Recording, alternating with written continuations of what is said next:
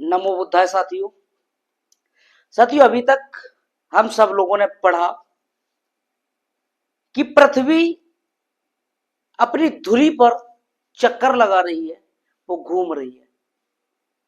हम लोग इस समय पृथ्वी पर खड़े हैं, इस समय भी पृथ्वी घूम रही है और वो सूर्य के चारों तरफ चक्कर लगा रही है। पृथ्वी किसी के ऊपर नहीं टिकी हुई है। हम सब लोगों ने यही पढ़ा है। लेकिन आज मैं आपको एक किताब दिखाने जा रहा हूं जिसमें लिखा हुआ है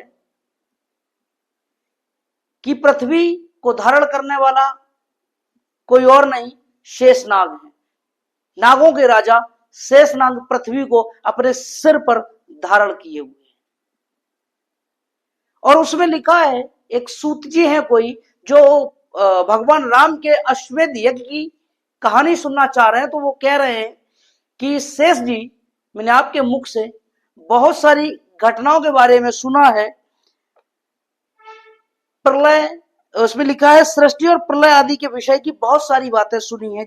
इसमें दो चीजें निकल करके आती हैं कि शेषनाग अगर पृथ्वी को धारण करे हुए है अपने सर पर, तो वो शेषनाग रुके कहां पर है, किस जगह पर खड़े हुए हैं, जबकि हमें विज्ञान पढ़ा रहा है कि ये पृथ्वी सूर्य के चारों ओर घूम रही है और ये पृथ्वी सूर्य का एक चक्कर 364 365 दिन जो भी होते हैं उनमें अपना जो उसका चक्कर लगा रही है।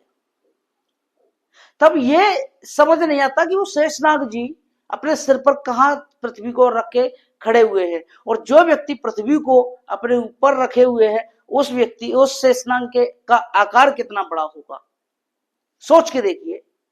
जिसमें दुनिया के 200 से ज्यादा देश समाये हुए हैं, समुद्र है, वनस्पतियां है, जंगल है, क्या क्या नहीं है। जरा सा पृथ्वी के उनके जरा सी करवट लेने पर जो है पृथ्वी का जीवन अस्त व्यस्त हो सकता है। लेकिन इस बात में मुझे कतई सच्चाई नजर नहीं आती। एक तरफ कहा जा रहा है कि वह पृथ्वी को अपने सर पर धारण किए हैं, दूसरी तरफ यह कहा जा रहा है कि वो उन्होंने बहुत सारी घटनाओं के बारे में अपने मुंह से बताया है। तो इसका मतलब है शेषनाग कोई नाग नहीं, स्नेक नहीं, सांप नहीं, बल्कि कोई व्यक्ति है जो बहुत सारी घटनाओं के बारे में अपने मुख से बता रहे हैं। ये मैं नहीं, ये लवकुश चरित्र श्री राम अश्वमेध यज्ञ की जो घटना है वो किताब कह रही है।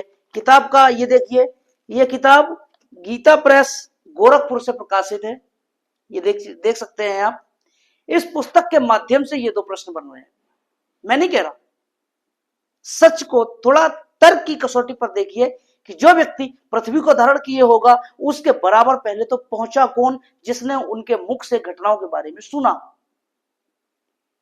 इसलिए कहता हूं मेरे भाई, पढ़ो, फिर जानो, फिर समझो, फिर उस बात को तर्क की कसौटी पर रखो, फिर देखो कि उसमें कितनी सत्यता है।